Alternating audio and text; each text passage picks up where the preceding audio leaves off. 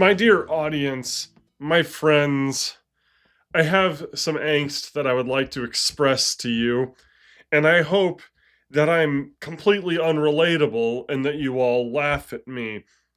But have you noticed that people pay other people to overcomplicate things for them?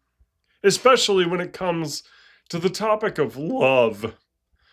Let's let's go over a sermon I'm pretty sure you've heard. It goes a little bit like this. Love isn't a feeling. When the Bible tells us to love one another, it's a verb. It's agape. It's it's to love, not a feeling of love, to experience that. See, that's called infatuation. Those are emotions that people have, and those emotions go up and down as time goes on. And so you really have to work on deeds. And here's how we're going to break this down. There's four Greek words for love that show up in the scriptures, one of which is actually absent, but we use it to distinguish it from the other three. See, there's storge, which is familial love, and then there's phileo, which is friendship love, and then there's eros, which isn't in the Bible, but that's just about lust, and we're not going to talk about that one because if you expect that in your marriage, you're bad. And then there's agape, which is self-sacrificial love. Now, how does this apply to your marriage? Because I called this sermon 10 tips on how St. Paul improves your improves your marriage. And now we have to get into the practicals of that. So, everybody has a love language. These are acts of service, quality time, receiving gifts, physical touch. I don't like that one very much. So I don't like it when men make their wives feel pressure to do things they don't want to do. That's probably marital rape. And then there's words of affirmation.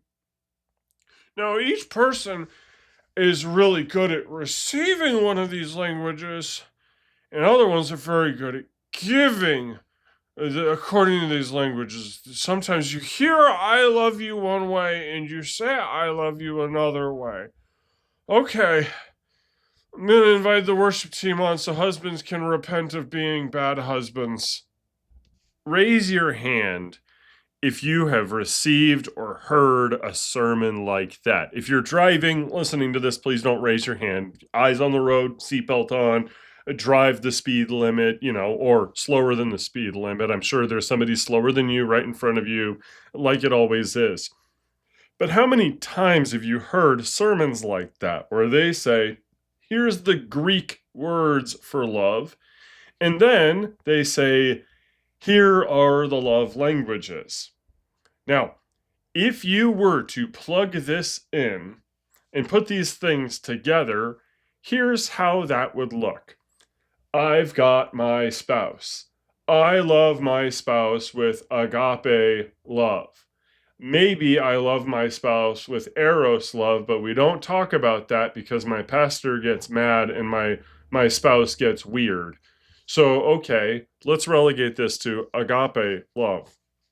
What is agape love? To will the good of the other for their own sake. That is agape love. Okay, so now I have to plug that in to how I am expressing my love with my love language. How does one express agape through one's particular assessed love language? Well, you know what? I am a gift giver. That is how I express my love for another person. However, my spouse prefers words of affirmation. So, in order for me to properly execute an act of love, here is what I must do. I know. Here's how it's going to work. I'm going to either fashion or purchase a gift for my spouse. But in addition to this, I will either write a note attached to the gift, or I will speak words of affirmation to my spouse while giving my spouse that gift. Thus, I have checked my love box, love as deed, not as feeling, and perhaps this shall improve quality relations in my marriage. What's wrong with that? Well, if you ask certain people, they'll hear my response and my thought exercise, and they'll say, that isn't enough. You see, I have only in this scenario demonstrated that I understand my spouse's receptive love language, that of words of affirmation, and I have also demonstrated that I have an aptitude for giving gifts, material gifts to my spouse. I have not demonstrated what I receive best, which I can't say is physical touch because that's spousal abuse. If I say that I put a premium on that, that's for non believers. So I have to say, well, it's one of these other love languages here. Let's pick one out of the five. You know what? Acts of service. No, I can't do that either because just like the physical touch thing, it's bad if I pressure my spouse to do things she doesn't want to do intimately. And also, if I tell her it makes me feel good when she does chores, she'll say that she's a slave. All right, how about words of affirmation? That's just not my thing. I've never needed that. Okay, I receive quality time, by which I mean things that my spouse prefers, not things that I want, because that would go into physical touch and receiving acts of service from my spouse, and I can't do that. So, okay, I'm going to say quality time, but a qualified quality time, which is the quality time that is approved by my spouse. Now, this has to jive with how my spouse prefers to express love in accordance with the active component of love language. Let's see.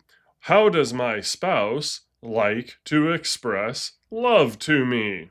I was informed that my spouse does not want physical touch because that would be bad. And the pastor in the sermon said, don't even think about that. That might be marital sexual assault. Let's see here. My spouse is not going to spend money on me or make things for me. Perhaps making things for the children might count because, after all, every day spent taking care of my children is technically a gift to me if I cross my eyes very hard. Acts of service? No, that would make me a tyrant at home, even if there was a shred of doubt as to whether it was voluntary on my spouse's part. That might be something that makes me look quite bad, and I should not even assume that that is what my spouse likes to do.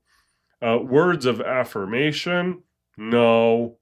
So maybe quality time. You see, I am in luck.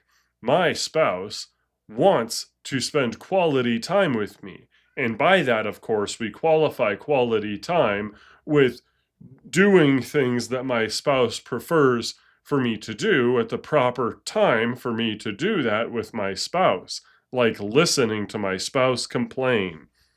And I will enjoy this quality time because that is the only love language that I am allowed to enjoy. Now, for the record, guys, the things that I'm saying here don't apply to my marriage personally. Got a great wife, got a great marriage, everything's going fantastically well. But haven't you heard that before or thought of that before? All these lectures, all these sermons that go over the 5 love languages in accordance with the 4 vectors, 3, one isn't allowed, regarding the Greek words for love. But then, as you formulate this complicated spider web of different expressions of love and receptions of love, according to your knowledge of the psychological profile of the people around you, both friends, family, and your spouse, and how all this is supposed to work, you may notice that there's a lot of prohibitions there. Now, of course, this does touch on common sense. If you're married, you don't have eros love for anybody else. You're not supposed to. If you're dating, you should greatly limit your eros love to your girlfriend, boyfriend, fiance, whatever. You can't have sex before marriage. All right, fine, that makes sense. But now suddenly you can't say, I love Bill like a brother. He's my best friend. No, you have to say, I have a heightened sense of phileo love or philia for my friend Bill, such that I would confuse it with storge, except that I don't, because Bill's love language has to be in this particular slot with these particular categories, and I know what Bill likes. When I want to get Bill in a good mood, I bring him a beer. He likes spending quality time through the vector of receiving a gift, if that gift is beer. And so now I'm confusing my categories here and how I'm doing this. Oh gosh, am I even allowed to do that? Oh, you know what? Dang it. If I say it, well, we're basically brothers. We grew up together. This is Storia, right? So like I don't even have to worry about whether beer is a gift-giving expression of love or whether that cuts into his reception of quality time when we hang out and watch the game on Saturday. Ah, dang it. And oh man, is this knocking into how my wife spends quality time that I'm permitted to have by my pastor who said I can't expect sex from her, even though, oh boy, I'd really like that. You know what? I just can't be friends with Bill anymore. Guess I'm not going to have any friends, and I can't even call him a brother, so yeah. All right, back to the standard baseline of agape in case he asks for some favors. You see, my friends, the problem that I have with the 5 love languages, again, words of affirmation, quality time, acts of service, receiving gifts, physical touch, all these things sound great until they result in prohibitions and limitations on people's expressions of love towards one another. You can't do this because that's not how this person receives it. Well, okay, what if they'll receive it this time? My wife really likes receiving gifts, but how about I give her a massage? What if I tell her she's a good mom to our children? What if I took care of the dishes tonight? Because I ain't got nothing better to do right now, and you know what? I'm feeling generous. Are all these things supposed to be blocked off from me because that is not the specific love language of receiving gifts that makes her, quote unquote, feel loved? Now, the same ministers that will tell you that love is not a feeling, even though certain kinds of love most certainly are, even though that's the case, they'll say it's a deed, it's a deed, it's a deed. The resultant emotional state that is in the presupposition in the back of their mind here is that there is an emotional response to these love languages.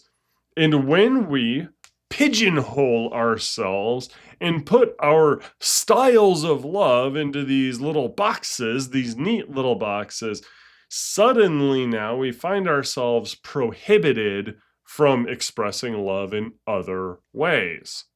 Because if I don't do it right, according to this newfound set of rules, I'm not going to produce the desired emotional effect in the person I am expressing my love to in accordance with her psychological profile. In addition to that, there is now the threat point that the opposite might come from that. Who knows? Maybe if I'm not too sensitive to the love language, it's just the wrong thing to do. I could accidentally harm my marriage because when my wife was expecting a present, I engaged in acts of service, and that's not what she wanted.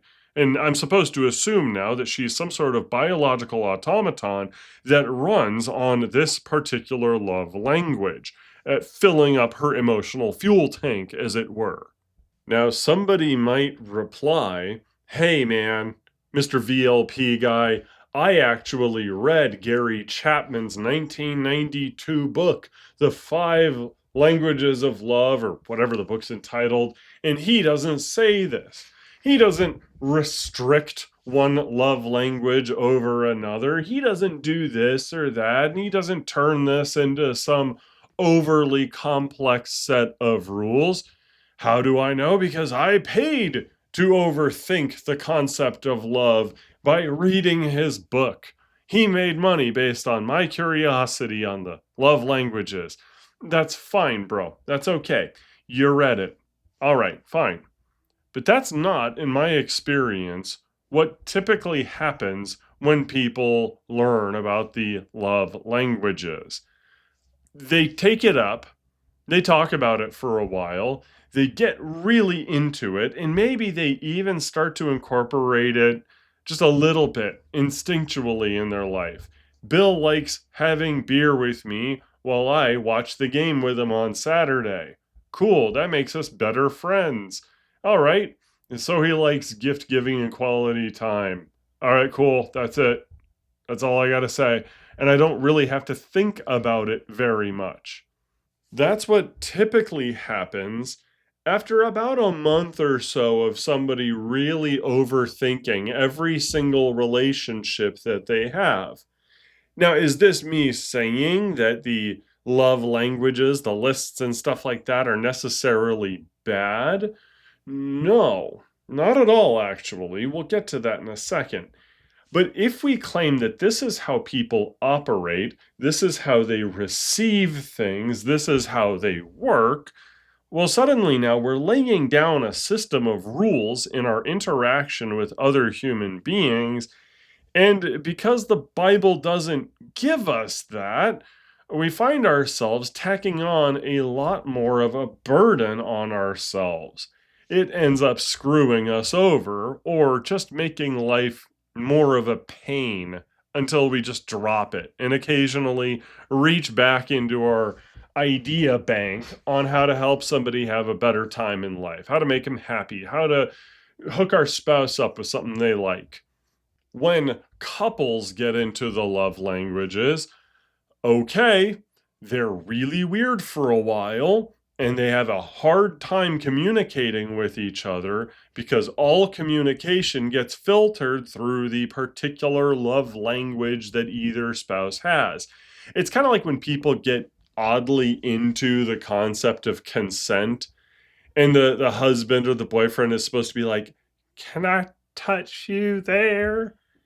And do you have a sworn affidavit for permission for me to touch you there? I brought a notary. And everything becomes just so formalized, so systematized that human instinct and human creativity gets snuffed out.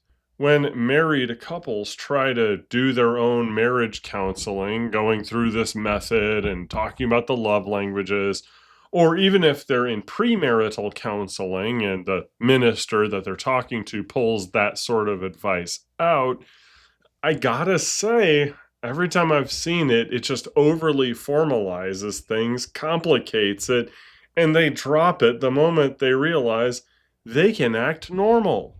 One gets the sense that after a certain amount of time in which these two spouses would get to know each other anyway, they feel like they don't need the love language sort of talk anymore, and they can move on just functioning normally as a married couple and maybe occasionally coming back to it. If this thing were really presented as some sort of permanent lifestyle or permanent mindset you're supposed to have, you'd end up being paralyzed. Or you would always have to ask people what their love languages are at all sorts of different times, or you'd have to suss it out through various inferences and implications as you deal with them. And that just doesn't work. Here's why. Everybody out there who's played a musical instrument for fun, recreationally, If you learned how to play guitar to the point where you could play it well and jam with your buddies, or in my case, playing bass so nobody can hear me unless they're music nerds, all of that stuff. If you've done that, you understand that you have to do some boring stuff. You have to learn your scales. You have to know what a note is, what a chord is. You got to be able to figure out what that whole circle of fifths thing is about. You want to learn how to play this instrument so you can have fun making music, playing music, writing music, even, in which case you got to learn a little bit of theory. You do all of that stuff, and all right, then you can enjoy it.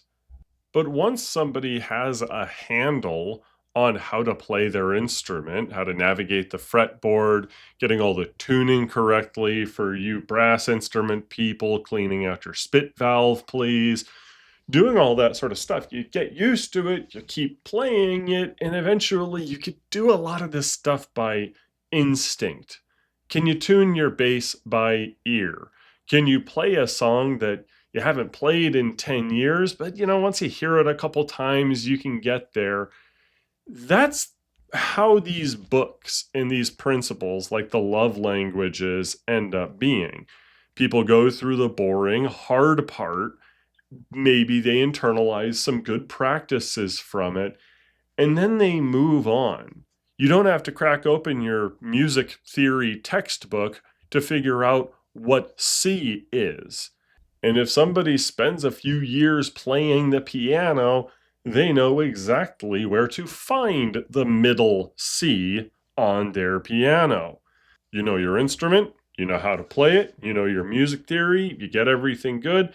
Now it's time to go play music. Go practice, go have fun doing the thing rather than learning how to do the thing over and over and over again, or always acting like a beginner.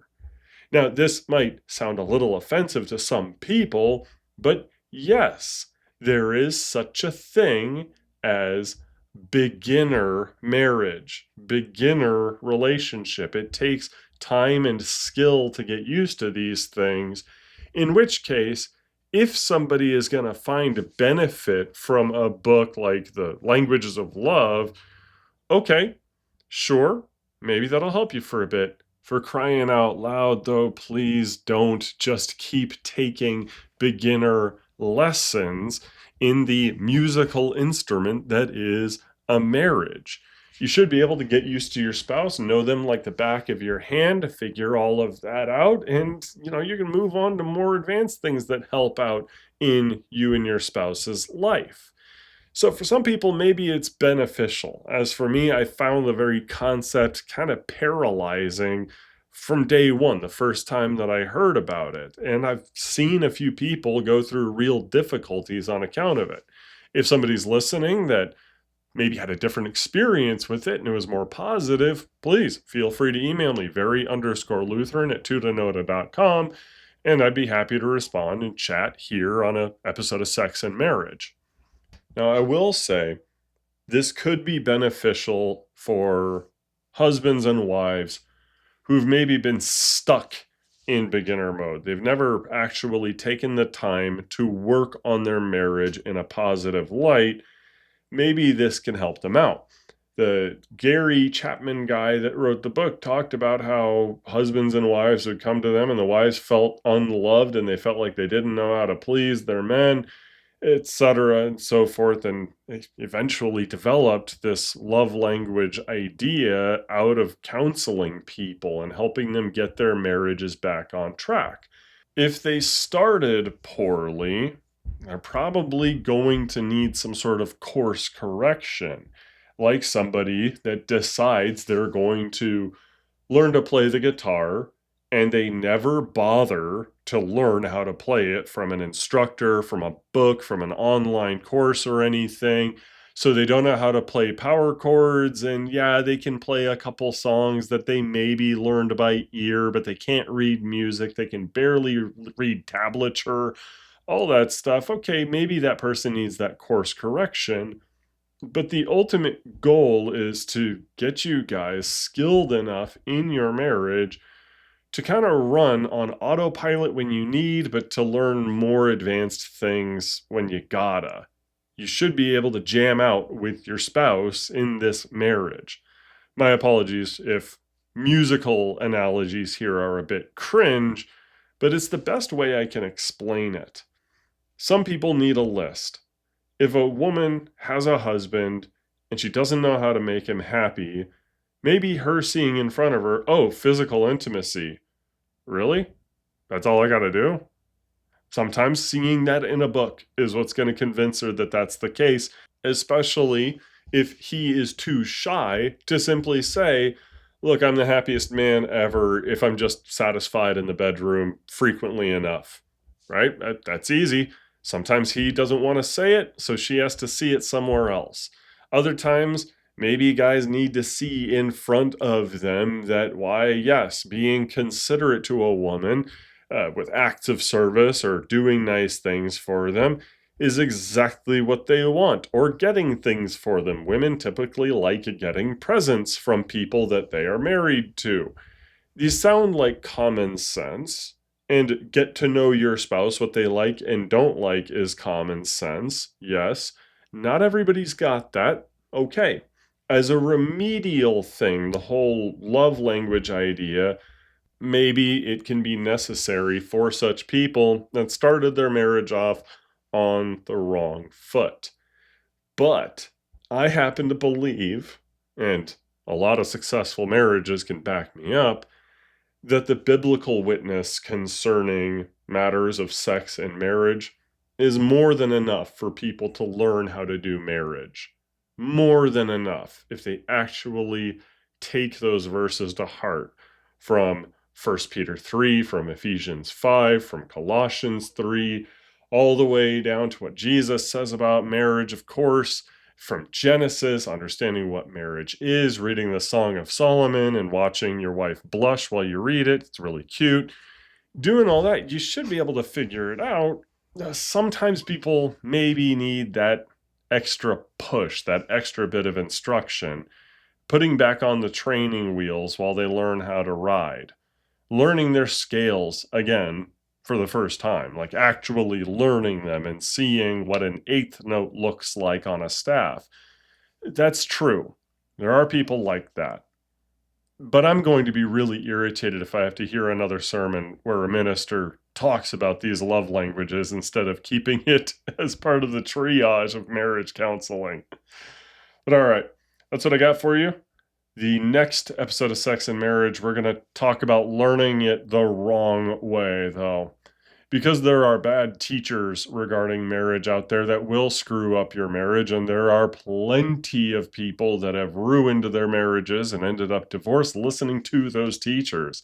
We'll talk about a few of them in another little arc here, a little mini series in Sex and Marriage. I can't wait. Until then, our Lord bless you and keep you. Amen and amen.